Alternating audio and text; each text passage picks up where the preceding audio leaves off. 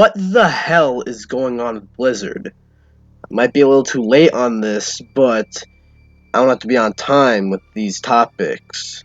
Blizzard, I'm sure you've known about the controversy that has to do with Hong Kong and everything, but we're going to talk about that and how it continued over with BlizzCon. So what the hell is going on with Blizzard? We're here to find out. Hi guys, I'm DPX. I'm also the in-depth detective. Welcome to the show with the same name. Today, we're looking at what the hell is going on with Blizzard. Before we get started though, you know what to do. Be sure to like this video, subscribe if you're new, turn on notifications, and leave a comment. And you'll be a loyal subscriber.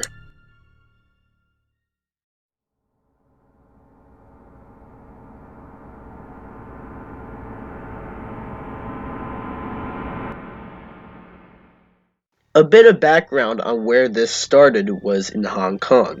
I don't want to get too political, so I'm just going to say that a lot of crazy shit is going on in Hong Kong at the moment, like the pro-democracy protests.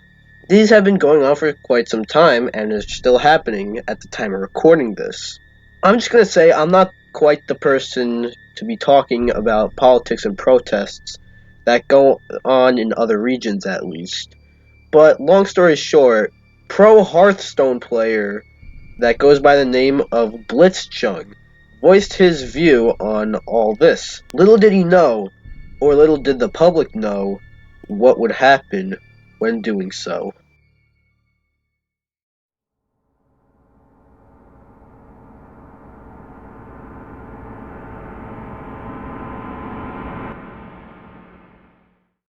Following his match in the Hearthstone Grandmasters, BlitzChung appeared on the official Taiwanese Hearthstone stream for his post-game interview while wearing a gas mask.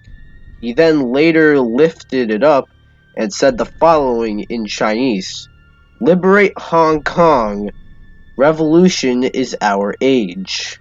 However, the casters behind the desk during the interview didn't want to be associated with that statement and called off the interview. After that, the stream quickly cut to an ad break. BlitzChung later provided a comment to Inven Global about his statement, saying the following: "As you know, there are serious protests in my country right now. My call on stream was just another form of participation of the protest that I wish to grab more attention. I put so much effort in that social movement in the past few months that I sometimes couldn't even focus on preparing my Grandmaster match. I know what my action on stream means. It could cause me a lot of trouble, even my personal safety in real life. But I think it's my duty to say something about the issue." Say something he did, and it sure did get him in trouble too.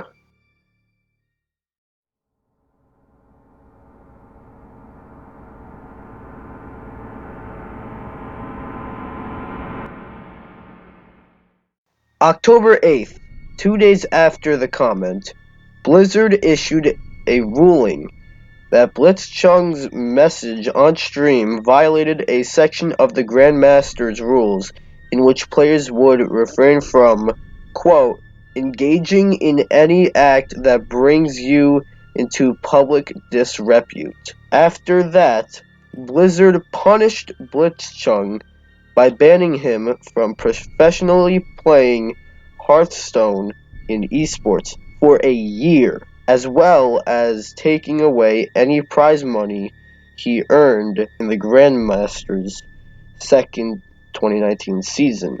Blizzard also cut ties with the two streamers behind the desk in the interview.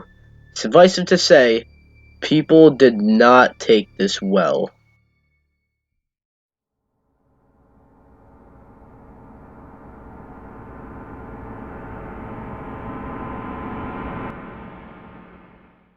The outrage and support for BlitzChung was huge and immeasurable, and just to call it backlash would be an understatement.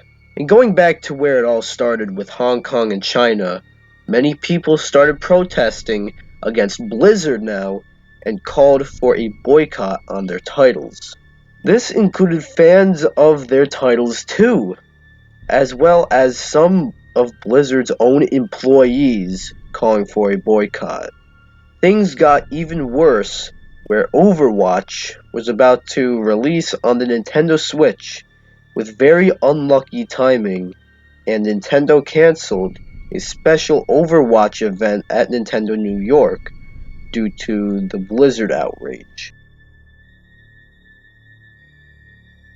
Eventually, Blizzard did give BlitzChung his prize money back, as well as shortened the ban, but the ban still is there, and then BlizzCon came, where things get a lot more interesting.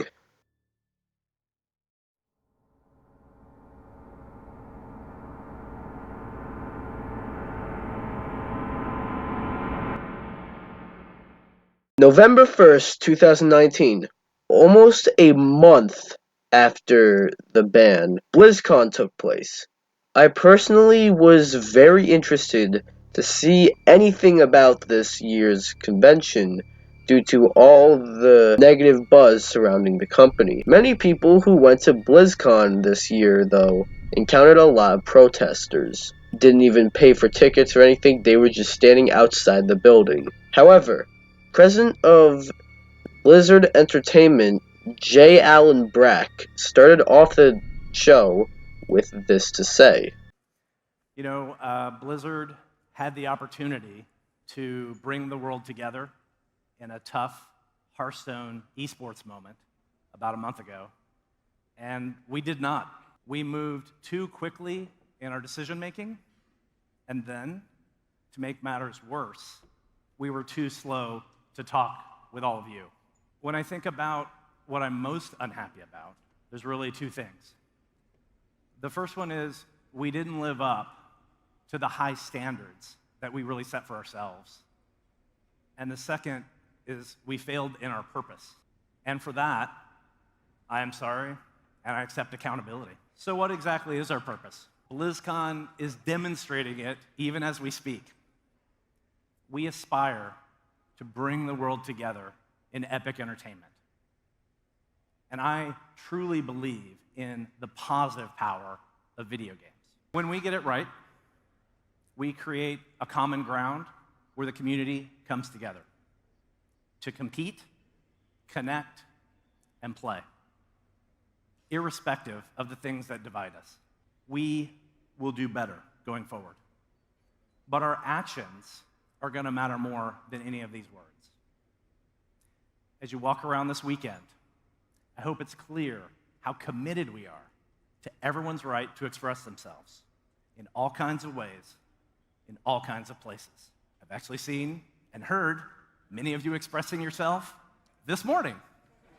And we are so grateful that you're here this weekend. That's right, an apology?